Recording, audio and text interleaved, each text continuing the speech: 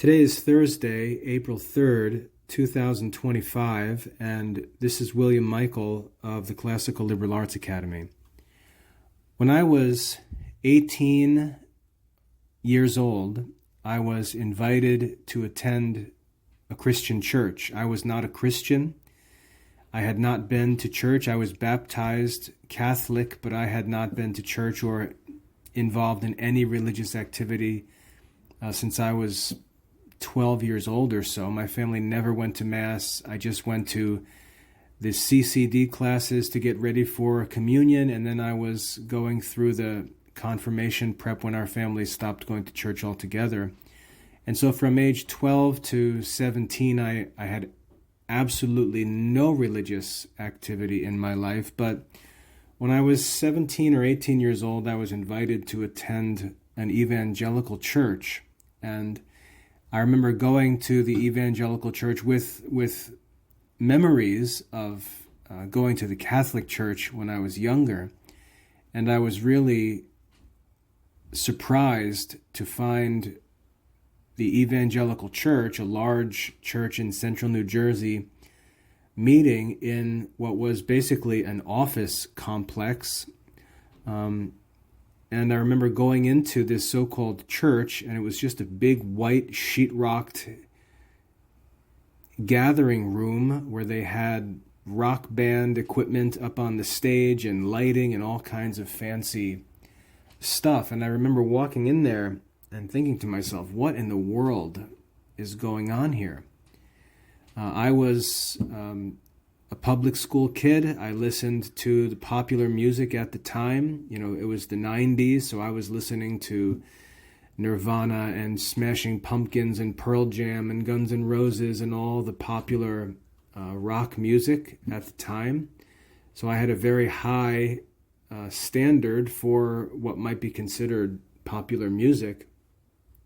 And when I went to this evangelical church and found them with this sort of rock music culture in the church, rather than thinking it was cool, I actually thought it was pretty dorky, because the guys who were playing the music, they weren't anything close in quality to the musicians that I normally listen to.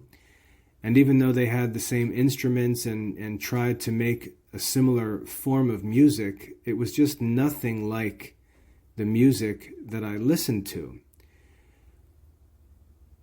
Worse than that, it didn't make much sense to me, because the music that I had listened to was associated with the life that I had lived. I played sports. I used to work out and exercise a lot, and so I listened to music that was appropriate for that activity. I would listen to that kind of music when I went running, or when I was lifting weights, or practicing in sports.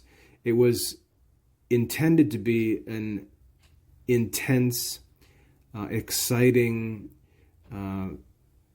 kind of music to sort of get me psyched up and motivated to compete and to work hard. And I had been through my sports days, and I had actually sort of grown out of that and was looking ahead to adult life, not really interested in sports anymore. And when I lost interest in sports, I lost most of the interest in that aggressive, competitive culture, and I was looking for something different. I wanted something that was better. I felt like I had grown up during my last year of high school, and I was interested in becoming an adult. And so I was moving away from that music and that culture and seeking something more mature. I had real religious questions. I had questions about death and life after death, the purpose of life, how to live, and so on. And when I was introduced to Christianity as an 18-year-old, I was interested because I wanted answers to those big questions. I wanted answers to questions about what happens when I die. I wanted answers to questions about life after death and judgment and things like that. I wasn't interested in finding a new rock band to listen to. I wasn't interested in joining a sports team. I was actually ready to move on from that and seek something that was more sublime, more serious, more important than those things that I had done in my childhood, in my teenage years. So going into a church and seeing it designed to cater to people looking for music and entertainment, I found it to be a real contradiction in terms of what I was interested in. What I did like about the church, and again, I didn't have much experience, what I did like was that they read the Bible and the so-called pastor would comment on and discuss a passage of the Bible at each church event, I guess I should call it. And I started to enjoy reading and thinking about the Bible and listening to talks about the Bible, and my study of the Bible got more and more serious. So I wasn't interested in the entertainment culture. I was actually there because I wanted to learn the scriptures, and I was interested in finding answers to the big questions that I had, questions that really haunted me. Even though I was the class clown in high school, these questions haunted me when I was alone, when I was sitting in my room by myself at night, thinking by myself, out running, exercising, and so on. I had bigger questions that I wanted answers for. And reading the Bible, I could immediately tell that reading the Bible was going to help me find the answers to the questions I was seeking. Now again, if you were to look at me from the outside, you would not know that I was a teenager struggling with big questions about life. Again, as I said, you would see a kid who had played sports, a kid who went to public school, a kid who was the class clown. I was more or less the normal 90s teenage kid. Any attempt to try and create a religious experience for me that one would think I would enjoy would have been wrong, because I wasn't interested in being a kid anymore. I wasn't interested in the things that I had already been doing in my life. I wasn't interested in the things of my youth. I was ready to grow up, and I was struggling with real human questions, and I was looking for good answers. So any attempt to try and quote-unquote minister to me by appealing to my youthful interests would have made no sense, and really would have disrespected the situation that I was actually in. And so I attended that evangelical church for a little while, again, because it was all new to me and I really had no idea what I was doing. I started reading some books, started listening to radio programs that were on, teaching the Bible and things like that. And I slowly moved, or quickly moved out of that environment, out of that rock and roll evangelical environment, which I never was really interested in. I moved into more of a traditional Protestant church community, which was reformed and serious about studying the scripture, was more traditional in worship. I found all of that very, very satisfying. It was a great source of peace at that time in my life, listening and singing old hymns, learning the lyrics.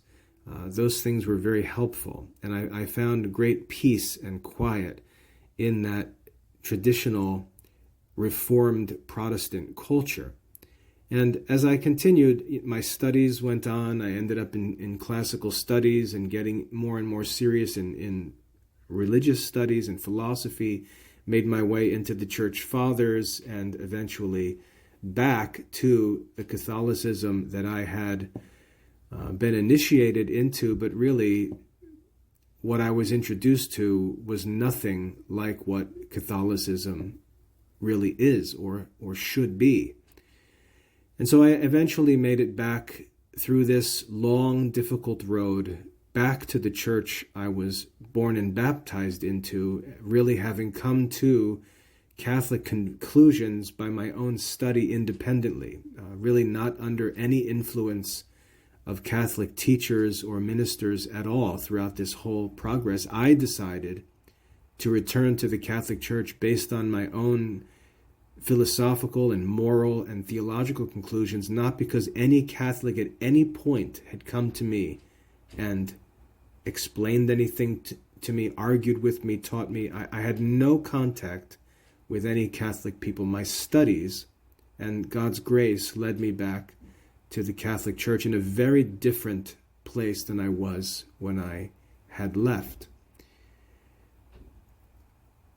What annoyed me as a teen and as a college student was the whole youth group culture in the church. What annoyed me was all of the talk and all of the attempt to be relevant, to try and impress me by showing that the church could do things that I had been interested in, or that people in the church could do things that were part of the popular culture, or that the popular culture could somehow be mixed together with the religious culture. The reason why it annoyed me was because I already had popular culture. I could already do that. If I wanted to play sports, I could play sports on my own. If I wanted to listen to great rock music, I already could do that. I wasn't going to church to get a new playlist or to find a new sports league. I wasn't even going to church to find friends. I was a popular kid.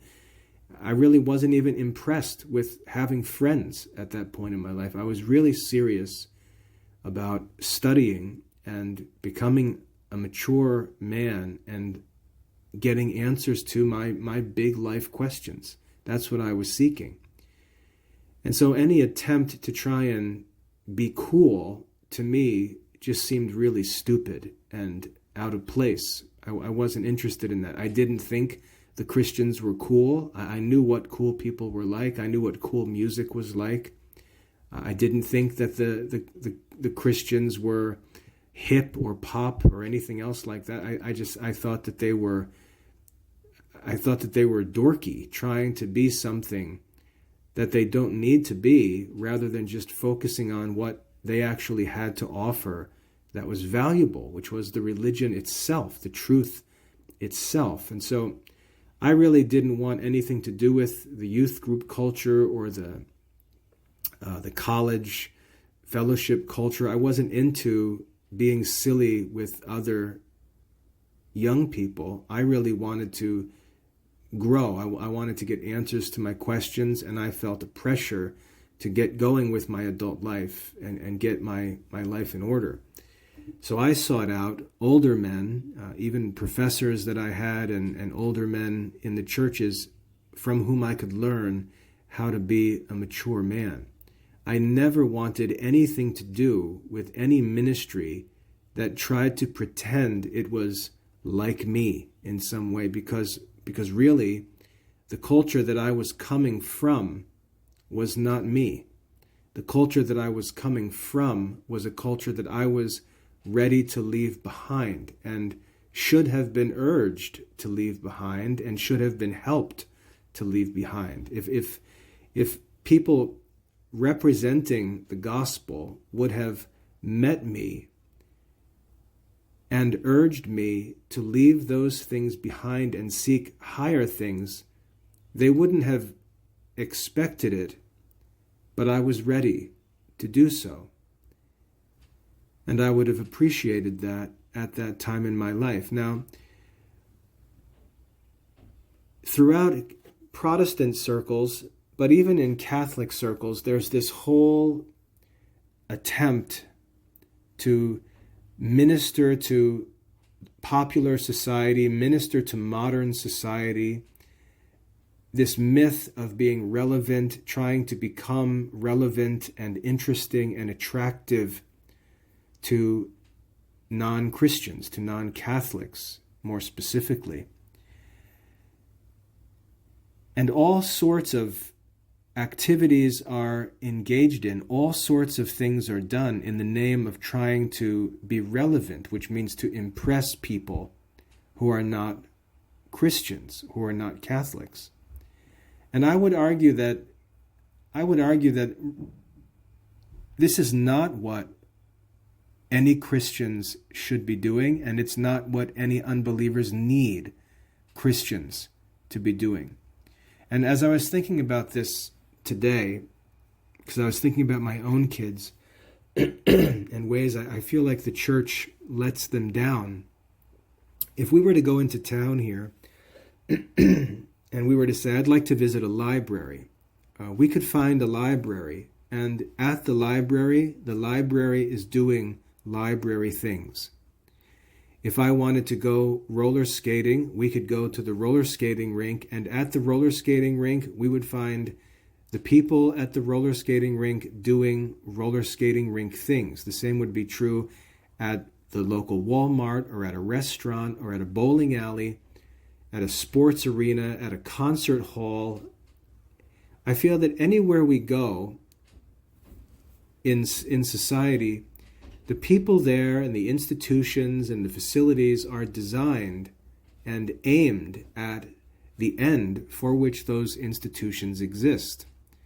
We go there knowing what they offer. We go there seeking what they offer, and we judge them to be good at what they do and beneficial by whether or not they do what we need them to do or we would like them to do. Same thing is true, for example, with a health club or a fitness center.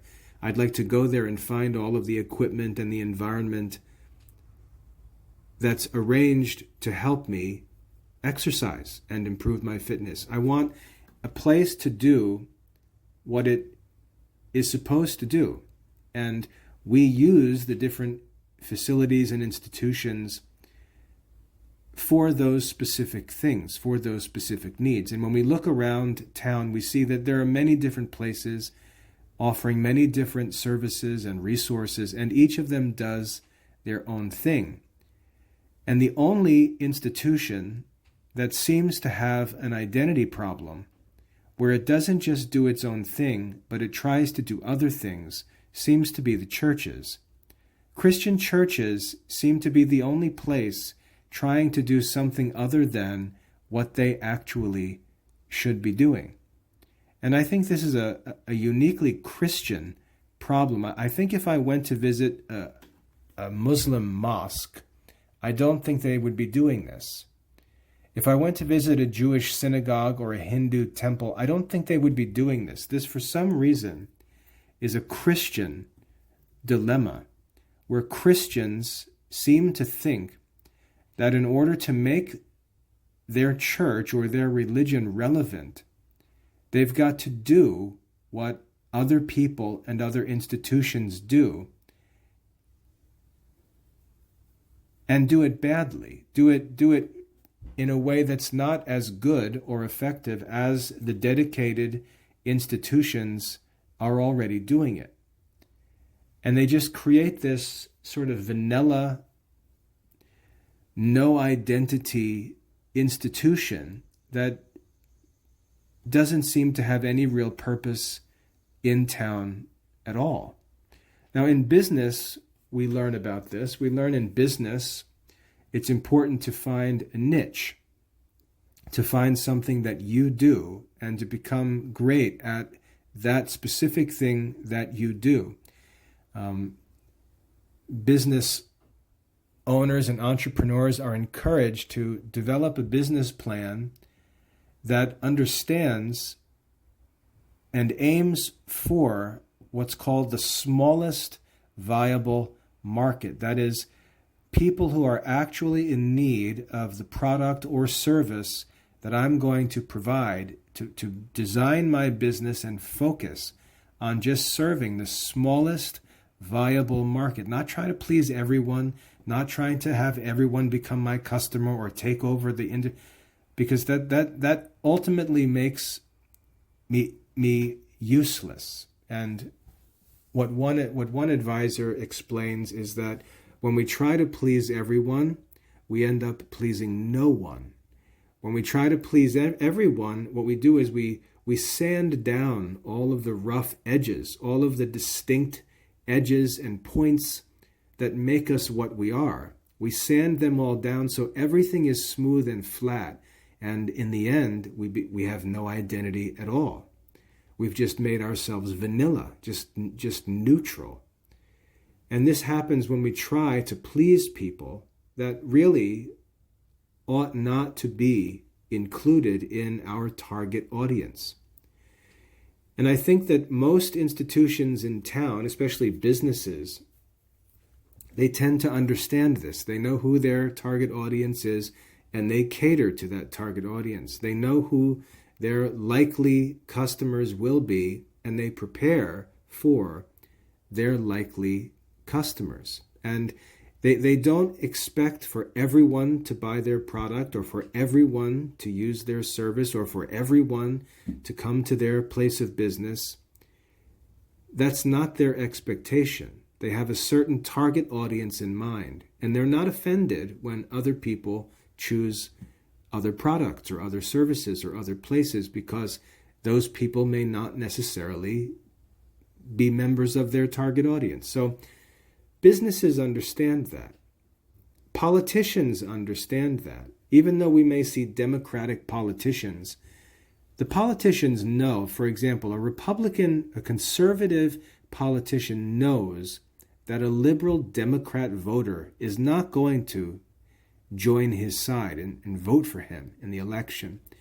The Republican voter knows that the Republicans who share conservative values, they're going to be the people who vote for him, and he targets his campaign at the Republican voters.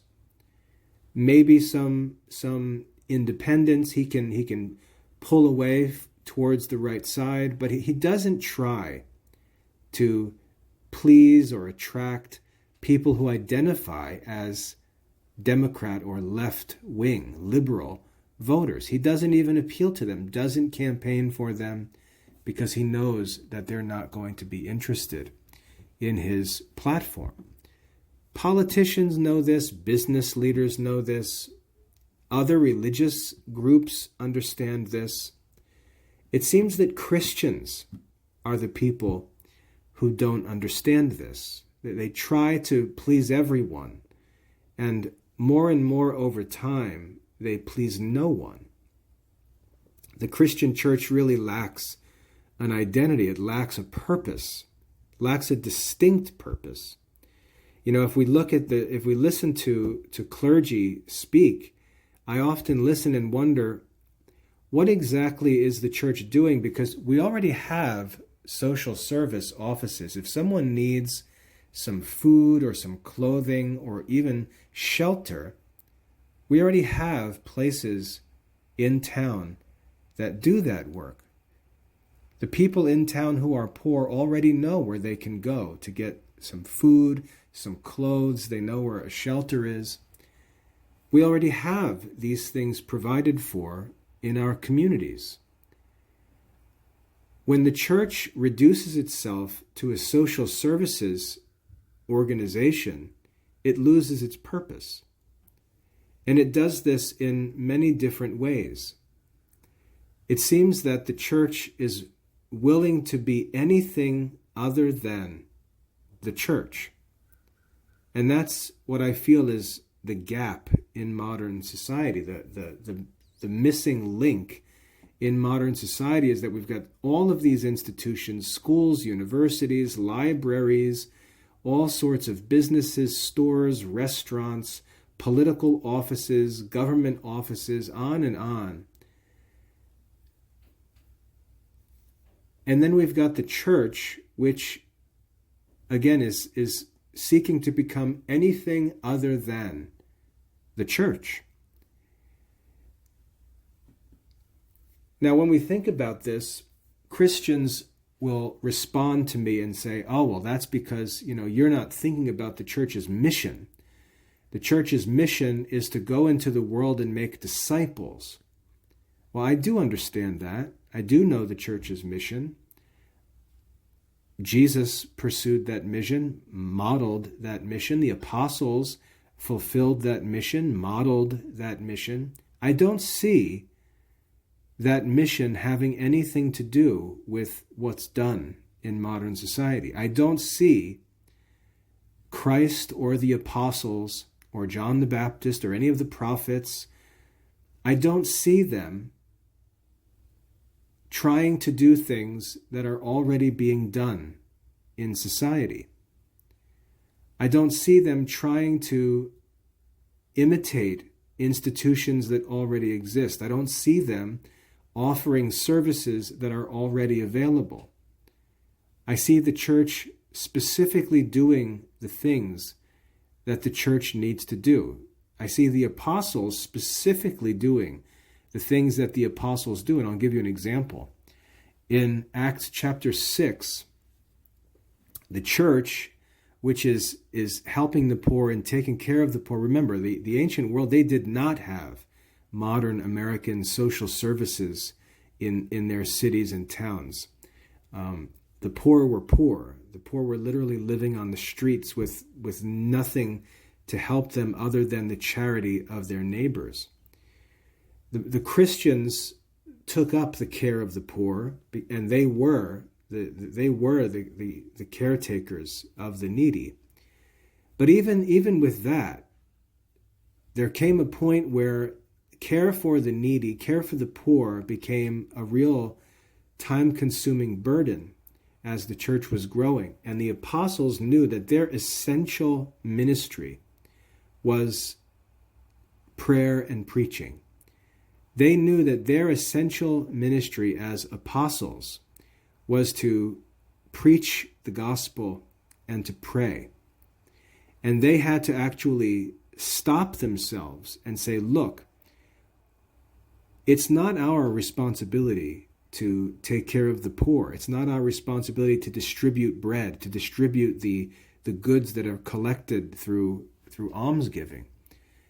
Our essential duty, our essential task is to pray and to preach the gospel. And so the apostles then delegated the work of caring for the poor, distributing the goods that were available in the church. They delegated that work to another group of men. And we read about this in Acts chapter 6, and I think it goes into chapter 7, maybe even chapter 8. But we see this delegation of activity so that the apostles can stay focused on what is their essential work. So we don't see this, we don't see an example of this tendency to just sort of go wherever the people go and have the ministry be this sort of chameleon activity that changes based on its context. We see the apostles understood they had an absolute mission to fulfill with essential work. There was work that they did that could be delegated to others and work that they did that could not be delegated to others. And they made those distinctions, and they always focused on their own essential work. And so we see this in the apostles. We don't see any modeling of this chameleon ministry that changes to try to please whoever happens to be present. And so when Christians object to me saying something like this, I'll disagree and say, I understand that you're referring to the Great Commission to go into the world and make disciples, but the method that you're proposing, I don't believe, is proven true by those words of the Great Commission. I don't think it's proven true or even suggested by the example of Christ himself. I also don't think it's true based on the history of the ministry of the church that we have in the book of Acts. So just because you can string those words together or pull those words out of the Bible and say it's our job to go and make disciples, that doesn't prove that your method is an appropriate method for doing so. Some will respond with another passage of Scripture, 1 Corinthians 9, which I think is a very important passage to look at on this issue. In 1 Corinthians, St. Paul, who is the church's greatest missionary to ever live, he's talking about his ministry, his circumstances, being considered an apostle, even though he wasn't technically an apostle. He wasn't one of the 12, but he was, by the means of his work, he was certainly an apostle in that he was sent by Christ to preach the gospel in a unique way. And in 1 Corinthians 9, St. Paul is talking about his ministry, and he's talking about how he humbles himself to preach the gospel to different groups of people, how he submits himself to the truth of the gospel, which is that Christ came into the world to save sinners, and that the gospel was to be preached to the ends of the earth, and that anyone who feared God and wished to become a Christian was welcome to do so and would receive the gift of the Holy Spirit and be received into the church. Even though St. Paul was a zealous Jewish convert to Christianity, even though he was thoroughly Jewish, he understood that the Gentiles too were heirs of the gospel in the new covenant under Christ. And he submitted himself to that truth and preached to all men, not just those of his own culture or of his own class, but all men. He understood that Christ came to save all men, Jews and Gentiles, slave and free, male and female, rich and poor. And he made sure that in his ministry, he presented the gospel and offered his assistance to everyone. He says in chapter 9 again of 1 Corinthians, to those who, he said, whereas I was free, I made myself the servant of all, so that I might gain the more. Notice he says, I made myself the servant of all. He's talking about self-sacrifice, a self-denial, making himself a servant to all. I made myself the servant of all that I might gain the more. I became to the Jews a Jew, that I might gain the Jews.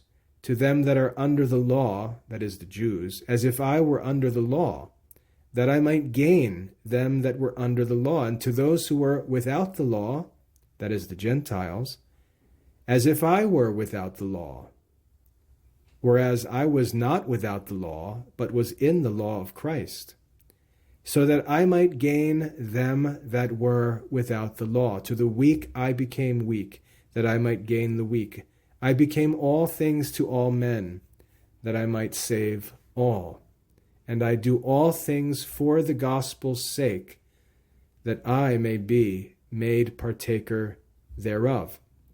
So we have this passage where, out of all that Paul says there, it seems that people latch on to verse 22 and say, I became all things to all men, that I might save all. And they pull that line out of this passage, really ignore the context of it, really ignore the message that Paul is presenting, explaining his own ministry. And they focus on this one line, I became all things to all men, that I might save all. And then that becomes this sort of free pass to do anything that interests anyone else, and to say that this is just gospel ministry. So they would, modern people would suggest that, we can fill in St. Paul's words here and say, to the clowns, I became a clown. To the baseball players, I became a baseball player. To the rock music fans, I became a rock music fan. To the jugglers, I became a juggler. To the skateboarders, I became a skateboarder. That's what they read into this passage. And the question is that reading and interpretation of this passage actually just? Is it justified by the message of St. Paul? And my answer would be no. I don't think that loose of an interpretation is justified, because if we look at what Paul is saying, he's speaking of a specific topic with specific groups of people, and they're sort of groups of people that are organized according to different religious categories of people. He's talking about Jews and Gentiles, because in the gospel, the Jews and the Gentiles were united in the gospel. And so there are these two categories of people, Jews and Gentiles. He's talking about people who live under the law of Moses and who lived according to the Old Covenant, and those who were not Jewish and lived outside of the Old Covenant, did not live according to the law of Moses. Two different groups of people.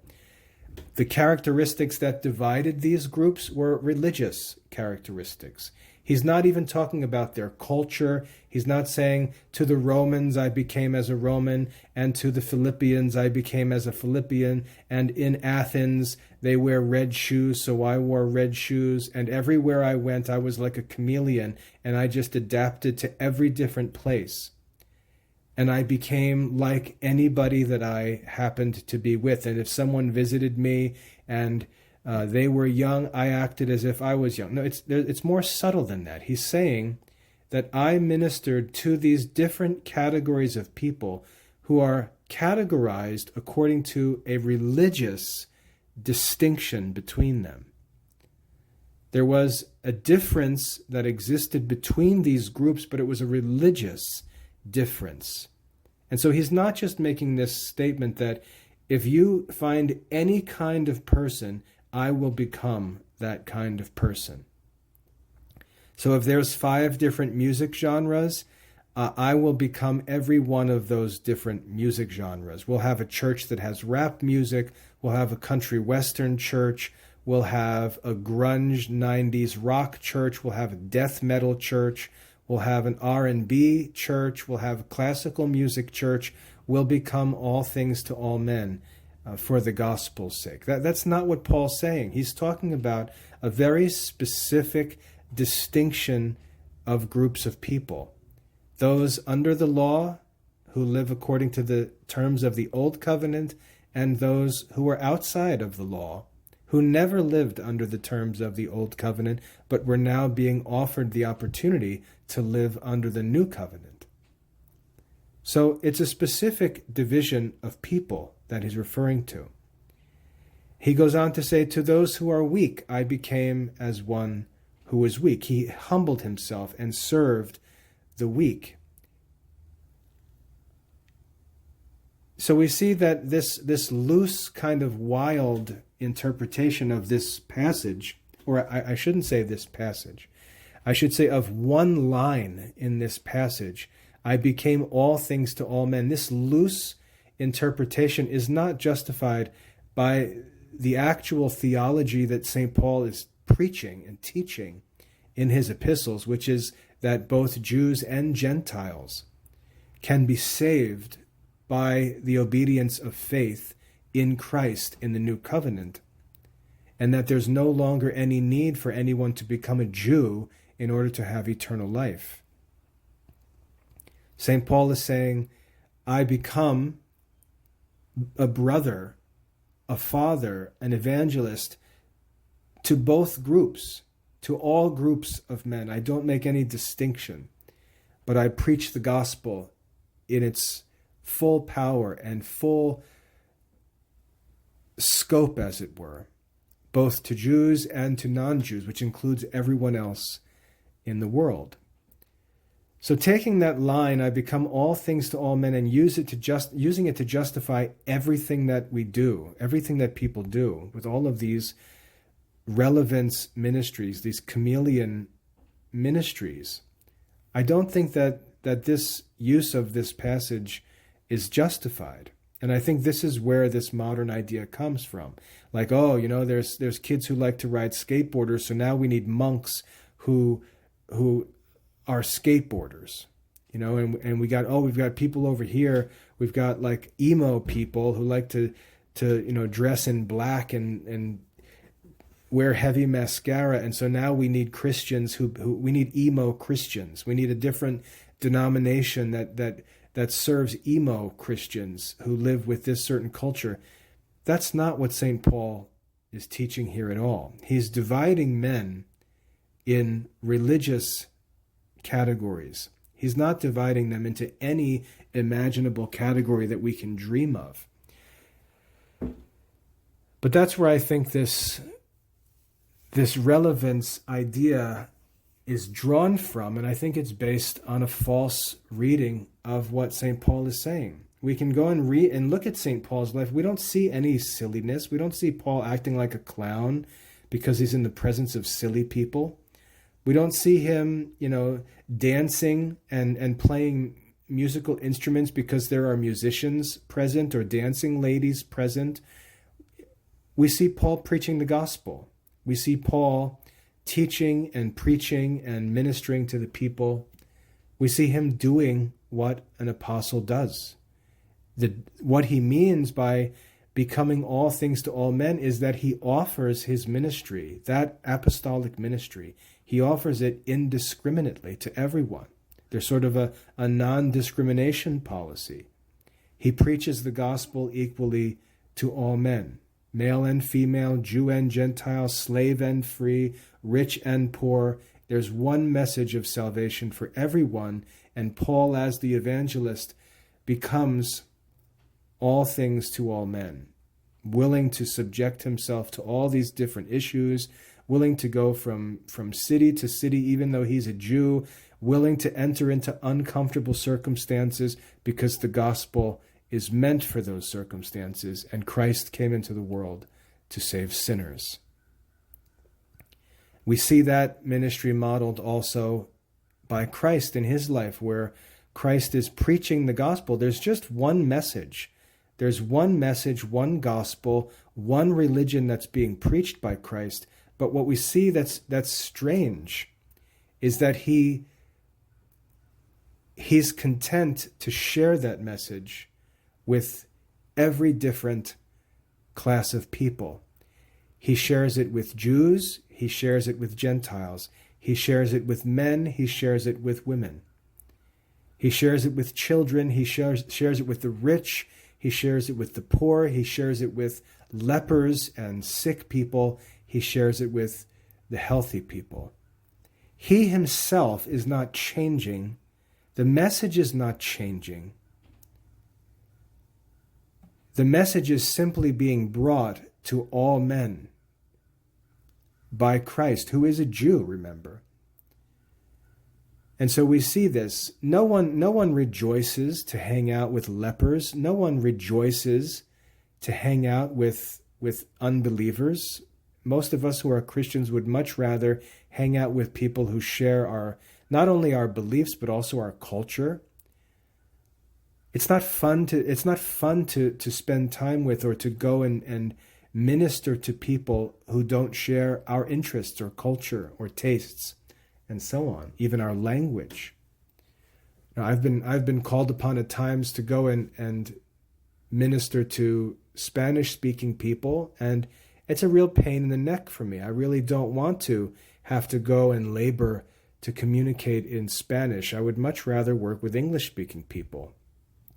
But that's part of the ministry of preaching. That's part of gospel life, is bringing the gospel to the ends of the world. And that means bringing it to people equally who we don't necessarily feel comfortable with.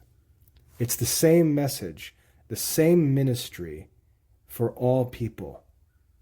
And the preacher of the gospel, the Christian, has to be content, has to submit himself to that role, just as Christ did by coming into the flesh for our sake. The incarnation is the model of that ministry. But Christ didn't come into the world to act like a fool or to sing and dance or to be silly or to dress himself up like a clown or like a belly dancer.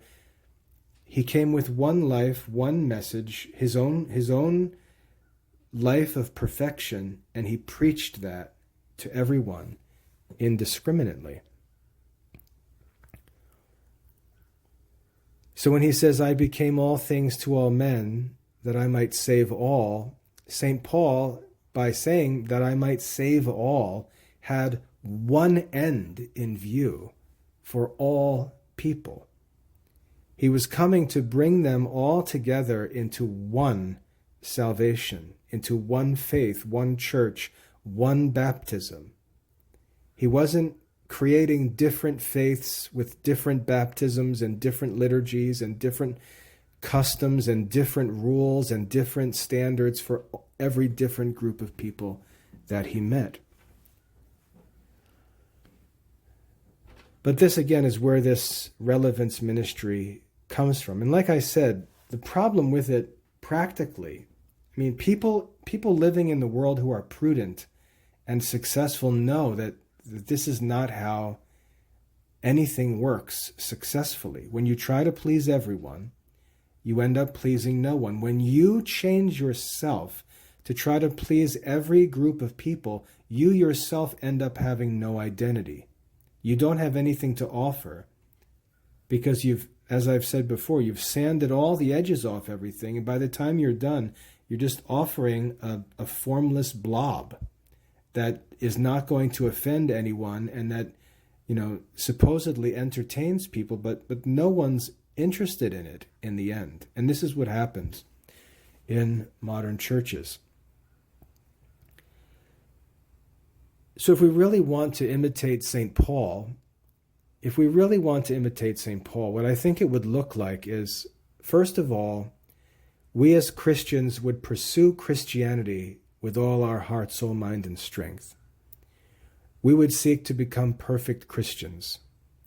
We would seek to pray without ceasing. We would seek to study the scriptures. We would seek to study and learn Christian philosophy and theology. We would seek wisdom. We would seek to know God so that we can love God and serve God.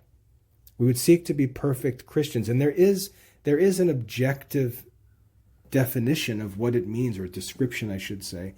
There is an objective description of what it means to be a Christian. When Jesus said, be perfect, he obviously meant that there was a way of life that we can consider to be perfect. And we know from the life that we're taught that this is a life of prayer, this is a sacramental life, this is obviously a life of worship and liturgy, it's a community life, it's an intellectual life, it's a theological life, it's a life of preaching and evangelization. There is something that is objectively the Christian life. And we should be working and studying and praying to pursue perfection in that one life. And yet, if we have the truth, if we actually know the truth, if we know the gospel, we should be able to offer that truth to every group of people that we meet.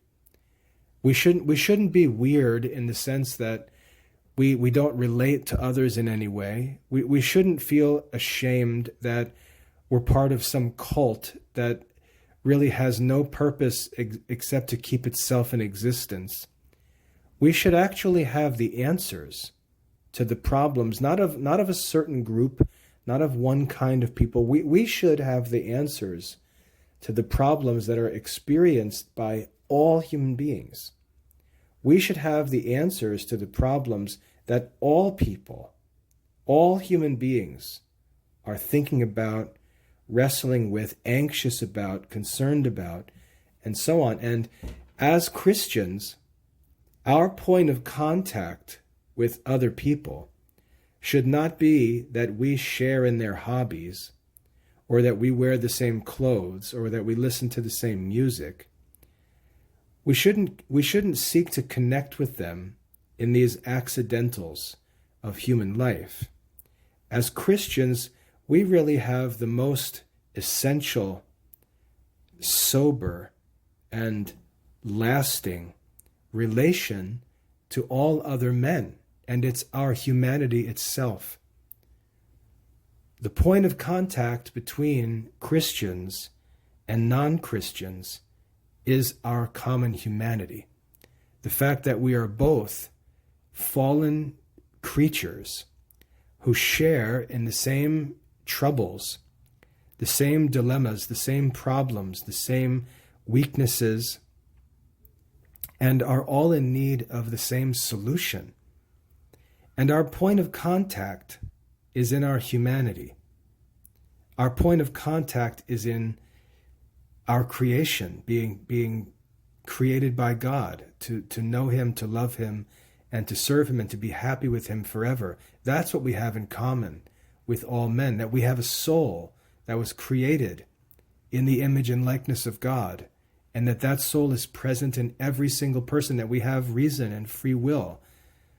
We have that in common with every other person, that we are living in a fallen state, in original sin, committing actual sins, and in need of forgiveness and spiritual strength and wisdom and help that we may be saved. These are the things that we have in common with all people, the core issues of life, the deepest concerns and needs of the human life. We have these things in common with all men. And that's why the gospel allows us to minister to all people. But we don't have to think of this in some goofy, cringy way. I can be a 50-year-old white Catholic and share the gospel with any kind of person, because I can speak about human nature and human needs, the human condition, and everything that I say, everything that I talk about will be shared by that other person, will be true of that other person. It doesn't matter if they have blue hair, if they've got piercings through their noses, if they're covered in tattoos, if they claim to be gay or straight, if they're different races, if they speak different languages. The things that I have to talk about as a Christian are relevant to every single human being. The relevance of the gospel is in the fact that it is the message of salvation to every single person who believes, regardless of their conditions, the places they come from, their languages, any of their circumstances. What's relevant about the gospel is that it is human. It's from our Creator.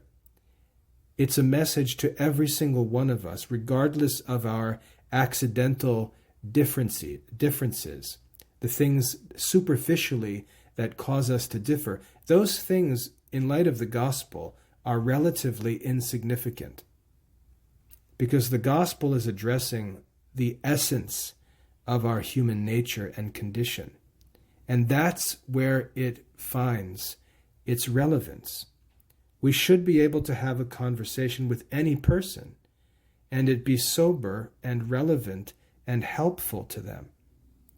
We shouldn't need to try to act like weirdos, or try to pretend we're something we're not, or actually be something we're not supposed to be, for the gospel's sake. The gospel doesn't need our help. We simply need to make sure that we understand what the gospel actually is, that we actually know what the truth is, and we're able to share it at a human level.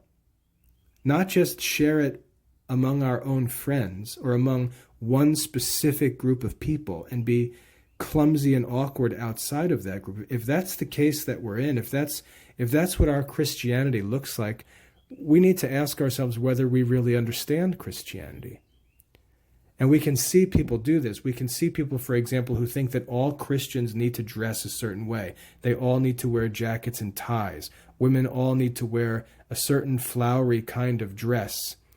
And that's the only way that Christians can dress. And so people gather together with other Christians who look like them, dress like them, brush their hair like them, talk like them, eat and drink like them, decorate their houses like them.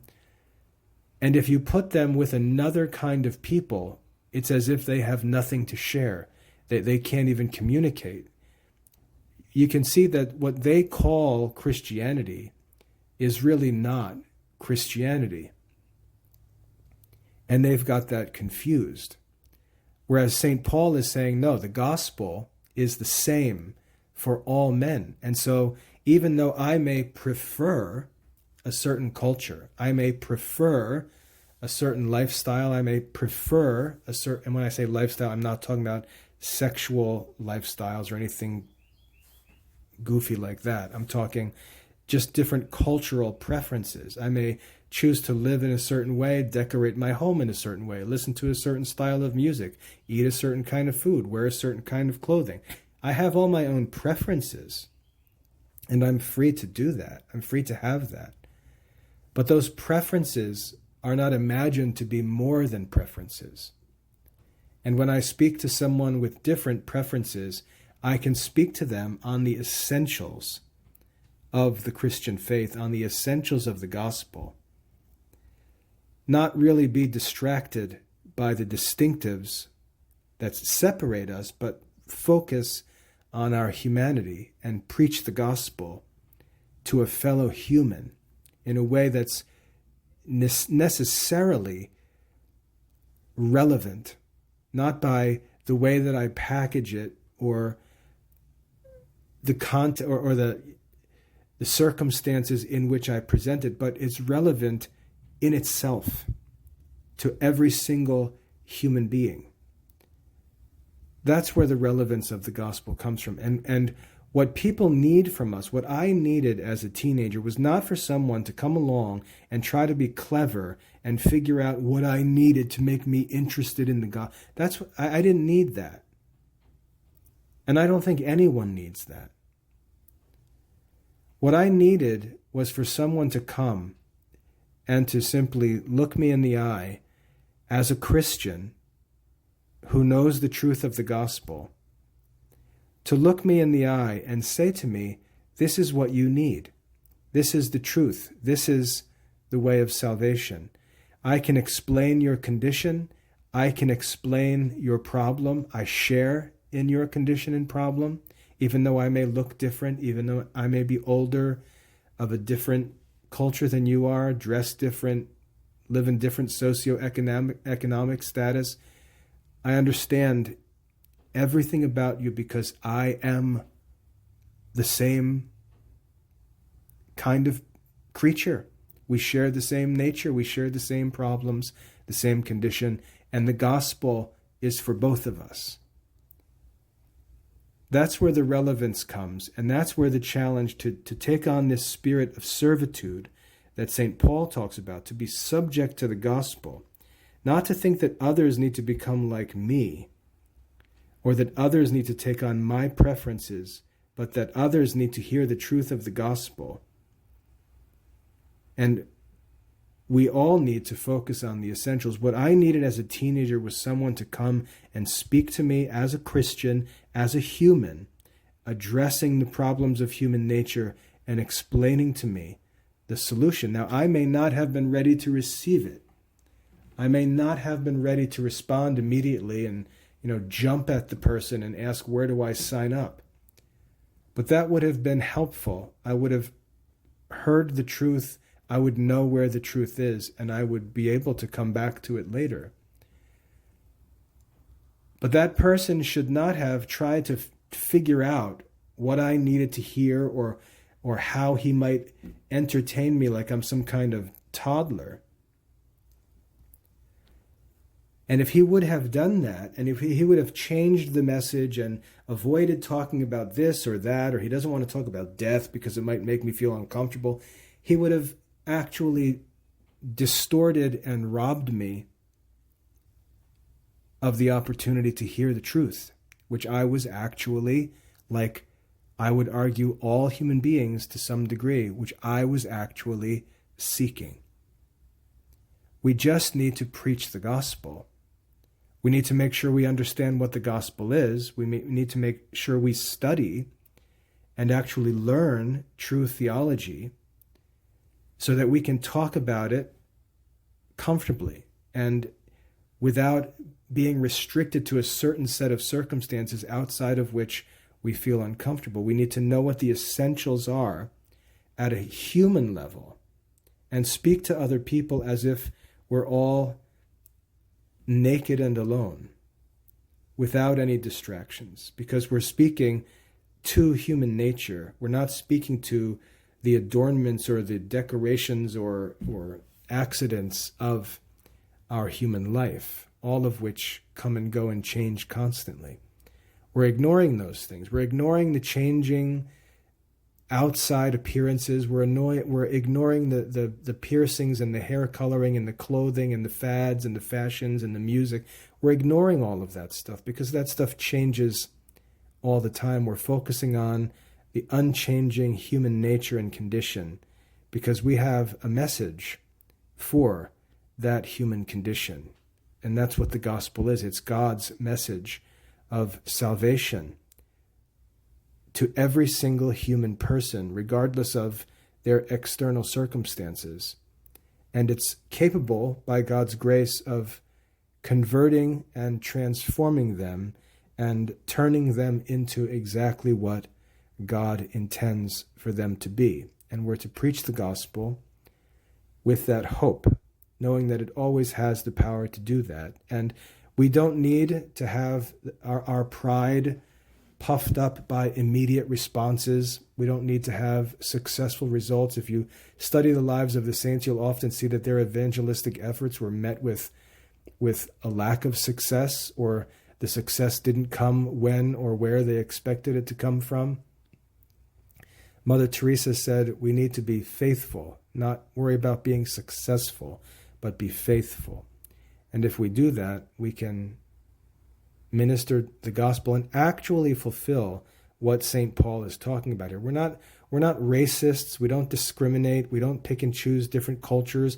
We don't say we don't like this kind of people. We don't like that kind of people. We look at every single person as a human being, as a person for whom Christ came into the world and to whom Christ intends for the gospel to be preached. And we preach it, giving them a chance to be saved.